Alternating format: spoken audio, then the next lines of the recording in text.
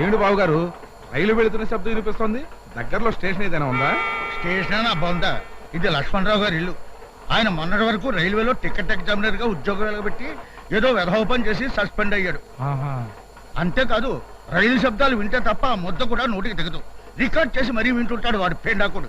ఏమిటన్నయ్యా, ఎవరైనా చూస్తే పిచ్చి పట్టింది అనుకుంటారు. అనుకోని అమ్మా, నాకు ఇలా ఊగితే కానీ తిన్నట్టు ఉండదు.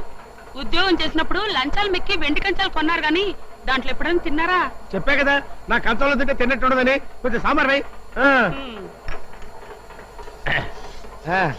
పోయి పోయి అబ్బా అదే. ఏమిటండి ఇది? తాగుబోతులాగా. కుదురుగా నిల్చోలేదు.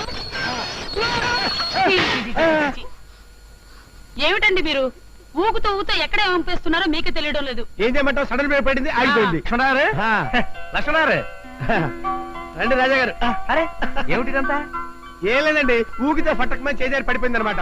నువ్వు లోపలికి వెళ్ళి కాఫీ తీసురా, నువ్వు శుభ్రంగా క్లీన్ చేయి. అరే మీకు ఇంకా ఈ ఊపిరి తప్పు పోలేదా? అరే నాకు కూడా వచ్చేసింది. బహుశా సావాస దోషం అయి ఉంటుంది. అన్నట్టు మిమ్మల్ని ఉద్యోగం నుంచి సస్పెండ్ చేశారన్నారు, ఎందువల్ల? మరేం లేదండి, మా రైల్వే వాళ్ళు ఈ మధ్య ఏమని ప్రకటనలు ఇస్తున్నారో తెలుసా? రైల్వే ఆస్తులు మీ సొంత ఆస్తులుగా భావించండి అని. అవును, అందుకే నేను సొంత ఆస్తులుగా అక్షరాలా భావించాను. సొంత ఆస్తి అయినప్పుడు అమ్ముకునే హక్కు కూడా ఉంటుంది కదండి. ఉంటుంది కదా. ఈ మధ్య డబ్బు బాగా టైట్ అయ్యి 2 ఫ్యాన్లు పిక్కుని అమ్ముకున్నాను. అదేదో పెద్ద నేరమైనట్టు నా ఉద్యోగం పటక్కమనిపించాను. పటక్కమనిపిస్తారు ఏమిటండి? రైల్వే ఆస్తుల్ని సొంత ఆస్తులుగా భావించి వాటిని రక్షించమని రాశారే గాని ఇలా అమ్ముకోమని చెప్పలేదుగా. ఈయన సంగతి మీకు తెలియదులేండి. ఏ మాత్రం వీలున్నా హౌరా మేల ఆఫ్ రేట్ కమ్మేస్తారు. చాలా ఊరుకో, నేను అమిత మాత్రం అవతల కొనేవాడు ఉండద్దు. అంటే కొనేవాడు ఉంటే అమ్మేద్దామనేనా? అమ్మో నా కారు గ్యారేజ్కి వెళ్ళిపోవాలి.